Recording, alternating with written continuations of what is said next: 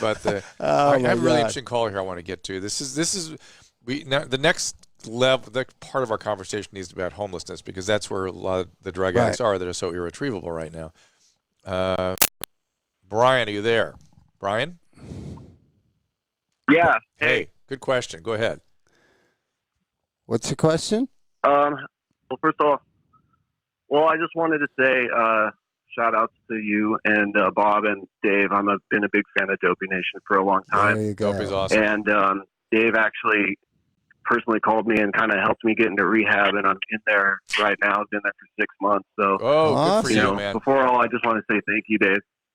Awesome. He's listening. There? He's listening. He's not online anymore. He's not here. He wanted to talk about Flea, and I dropped him. Oh, he just left? Yeah. It's all right, though. He's listening. Well, are you going to be the first member of his cult? No. He has a good question. Go ahead. Ask that question. Okay, I want to hear the question. Basically, I kind of wrote it. Do you think there's a fine balance between harm reduction and judicial punishment that needs to be calibrated with society in order to help suffering addicts, but at the same time holding them accountable? Wow. Yes. Wow. I'm putting you back in the queue. It's a big question that Bob and I are going to chew on right now, right? So yeah, I mean, here we are. We live. I'm getting other calls. I've been talking about this for 5-10 years. Hang on a second. Hang on. I am muting everybody because I'm getting every call in the world in my head. So here we are. In the utopia that is California, we have Prop 47, Prop 57, maybe 109. It's not just in California where they don't arrest drug addicts anymore. Right. So we don't take legal action against drug addicts. We don't encourage them to treat. We don't leverage them into treatment. This is what's his name's plan? The guy that wrote that book about the rats in the perfect utopia. His name is not coming to me. They need play pals and all exactly. that kind of stuff. So now we've done this experiment, and now people are dying at the rate of 3 a day. Johan Hari. 3 a day. I'm putting Johan Hari. Thank you very much. Whoever said that, exactly who I'm talking about. When I'm having to mute everyone, have a technical problem. But yes, Johan Hari, and now people are dying at the rate of 3 a day. So it's not okay. It doesn't work. It's a progressive disease. When I was arguing with him, I forgot to point out that this is a progressive problem, and we have to deal with it accordingly. It can be temporarily dealt with all kinds of leniency. Fine. It shouldn't be in the legal system. I don't believe it should be in the justice system, except to encourage people over to treatment. Or to now medication-assisted treatment. Yeah, but this gets back to what I'm talking about. Things don't register. So it registered with me when I was facing 3 years in prison. Yeah. It registered with me. Yeah. It does not register with 27-year-olds whose parents have rescued them from every problem that has ever existed in their life, including teachers who didn't understand them when they were in third grade, all the way down the line. So I believe the prison system, both in Nevada, Arizona, California, and Washington, those are the 4 states I've worked alternative sentencing in. Yeah. They've kind of just given up. They have drug courts. They've given up. They've kind of just given up. They've given up, yes. And because the cost to incarcerate all these drug addicts. They shouldn't be incarcerated, to be fair. We agree they shouldn't be incarcerated. But you have to be threatened with incarceration. Right. That's right. No, that's right. There has to be a sort of threat. And so now they're not going to. So I can give you examples where I had a client who was in possession of heroin high. His keys in the ignition of his car passed out by the side of the road. The cops called his parents to come and pick him up. Right. Heroin. So that's typical now. So that's the world we live in.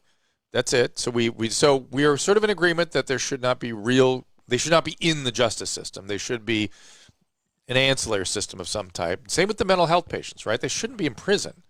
They should not be in prison.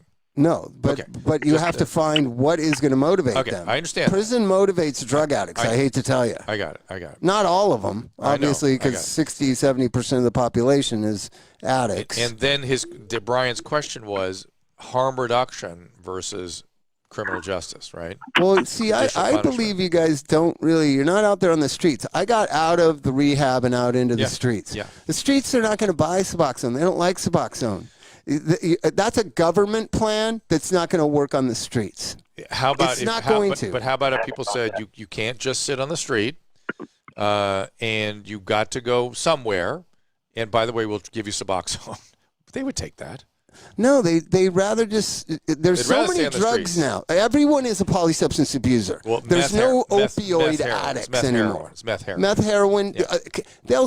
Pot is nothing anymore. I know. Pot is like milk. Yeah. Benzos constantly. Yeah. Synthetic drugs that they get that's marijuana. I've been down there in downtown. They like take this drug and they say what it is, and I look at it. I don't even know. I don't know. Cat or something. And it's synthetic marijuana looking stuff and cigarettes that are dipped in shit. People are. It's not like the Suboxone model that our governor wants to roll out and the federal government wants to roll out, and maybe you do want to roll out. I think it will help. It's not the addict population is not from 1964. Like sign up for methadone and go there every day. I bet you. Everything that they're not going to go to the clinic every day like I did. They're not going to. No, I know. They're not going to. I understand. So then you're going to have to give them a week's dose. Yes. Yeah. They're going to sell it to get that synthetic drugs and whatever.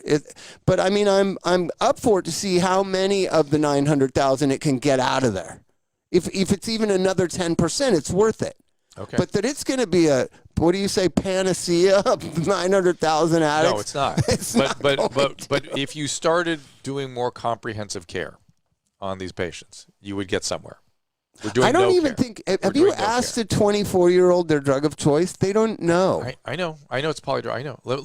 We got Patrick from Don't Die Wisconsin. Let's get him on. Oh yeah, he's gonna be governor of Wisconsin.